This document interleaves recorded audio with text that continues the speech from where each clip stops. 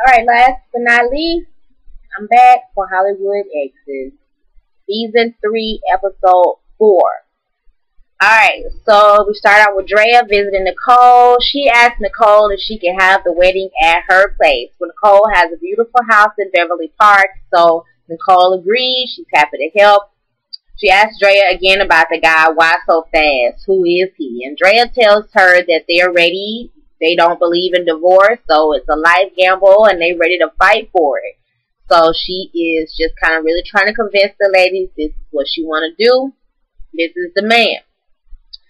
Nicole tell her about the curse of Beverly Park because basically everybody she knows that lives over there has gotten a divorce. Um, and hopefully things work out as no curse. But, Dre was like, well, damn, you could have told me that before. You told me, yes, we could have a wedding at your house. But anyway, hopefully she's just like, there's no curse, no worries. The ladies meet up to celebrate Drea having a wedding at Nicole's house. And Drea tells everyone the news. They think of the curse of Beverly Park as well. I guess they've heard of it before. Shamika actually asked Drea about a prenup, and she says, they don't have one. And the ladies seem concerned about that. But once again, Drea's got it.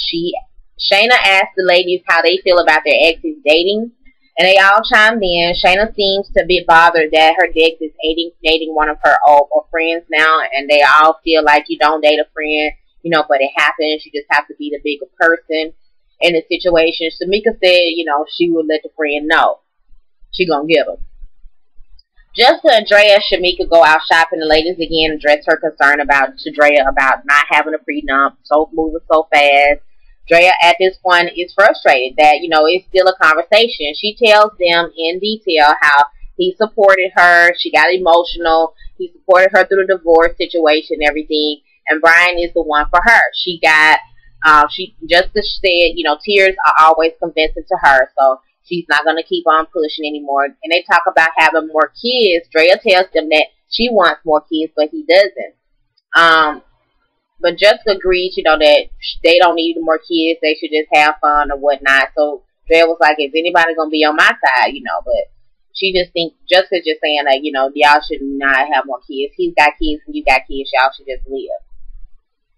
Shamika tells her how they talk about Jessica's black guy friend, Austin, the guy she met last week, and Jessica seems to like him. Shamika tells him how immature he is, but Jessica doesn't like how they're talking about him. So she says she's not looking for a relationship. She just want to have fun with him or whatever. So y'all can really kind of stop judging him. She's not trying to make him her man. That's basically what she was trying to say. But I think she do kind of like him. Shayna and Jessica, Nicole and Maite seem to have made up. So Nicole is over Maite's house and they are pawning some of her Prince memorabilia. Pawn lady comes over, gives this big number for all this stuff. So Nicole kind of put on this diamond handcuff thingy. I don't know if it's real or whatever. Put the diamond handcuff on, got it stuck on there. They didn't have a key. She told her she didn't have a key, but she put it on anyway. So they called the locksmith to come over. Blah, blah, blah. And at the end result, Maite got a whole lot of goddamn money for all that French shit. Okay? Shayna and Jessica are out shopping for dresses. Drea's 40th birthday party. It's a 70s theme, so they're looking for stuff like that. Jessica feels Shayna is fun and easygoing, so she invited her out. Jessica starts talking about the ladies, we're talking about the black guy and all this stuff, and she was pretty much dating. They was pretty much just gossiping, about the ladies and everything, and Drea with no prenups and all that stuff. It seems that during that time, Jessica did feel comfortable with telling Shayna stuff that she hadn't said, So it's Drea's 40th birthday party. It's the 70s theme. Everybody came dressed. Shamika and Sheree did notice how Brian, her fiance, didn't dress up for the party, but everybody else participated fully. And it was cute. Tony goes to Sheree and Shamika talking about Drea's man and why he didn't dress up. If you know your girl, then you know she wanted 100% participation. And Sheree was like, yeah, but if you know your girl, that's the key word. So he was like, would I be wrong for asking or saying something to him or asking him about it? They was like, no. So he did. He complimented the guy on his outfit, what he had on. But then he was like, there's his name Brian. His fiance named Brian. But Brian, and then you got on 70. So Brian kind of laughed it off or whatnot. And so Tony started talking about, how he's going to be up there at the altar with them at the wedding. They called Drea over there. And Drea was like, well, yeah, he's serious. He's serious. You gonna be on this side and he gonna be on this side. Tony is her gay friend, best friend, whatnot. So, they go talking and questioning and stuff like that. And she was like, why does this sound like an interrogation? Feel like an interrogation. So Brian was like, yeah, it do kind of feel like an interrogation. So she was like, I ain't got time for this. I need to be hanging out with my girls. So she got up and go over there to the ladies. And when she get over to the ladies, they still talking about it. The prenup. Too soon. Blah, blah, blah. Shayna even asked her, is she having a midlife crisis? Like she a desperate bitch. So this is when Drea goes off. Now she's saying it's a group concern. And she tells them that it's not none of their damn business. If she happy, why the hell they ain't happy? Why the hell they still asking her the same thing? They don't let it go. Let the shit go. So Drea tells them, pretty much if they don't support it, then, you don't have to be at my wedding. But of course Nicole's like, it's at my house. But at the same time, Nicole, y'all gonna have to support her, what she doing. Drea goes to Tony to tell him the same thing. Be supportive. If not, don't come to my wedding. You don't have to, she said a famous line. You don't have to suck a dick. You don't have to cook a dish.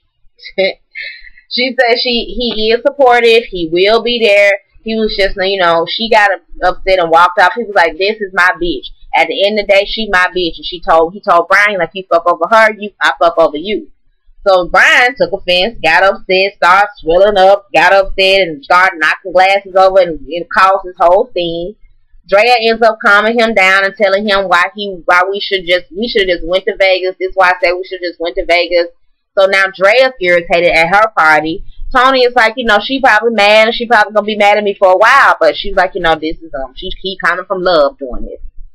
Drea feels everything is looking for everybody looking for something negative. Shayna apologized for Drea for asking about the midlife crisis and asking the too soon question. Drea was just like, she apologized for coming at her like that, and she was really just like, I want the party to be over. This first party, it's been ruined, so she ready to be done with it.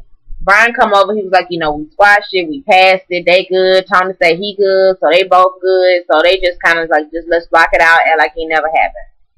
So they move on to open up the gifts. They bring out the cake. They bring out the gifts. He give her, like, I guess it's some type of, maybe it looks like a corkscrew Louboutin. And then he got her a band. So she was happy and excited about that. Sheree was like, he definitely knows how to put a smile on her face. They bring out the cake. My taste splatters cake all over Drea. All over. I hate that. Everybody started having fun with the cake.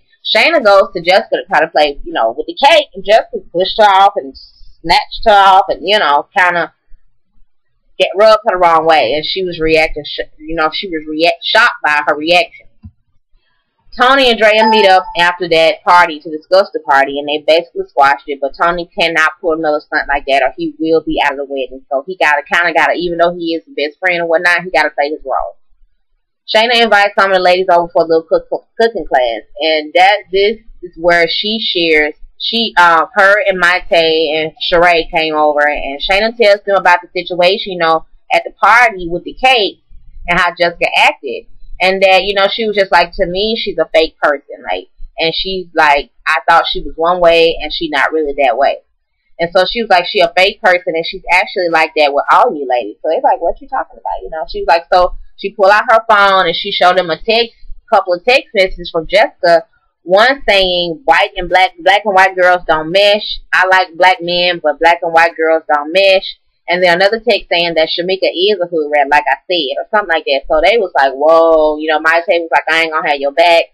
Sheree was like, what the hell is this? The preview, Drea taking off her shoes, Shamika cussing this bitch and that bitch.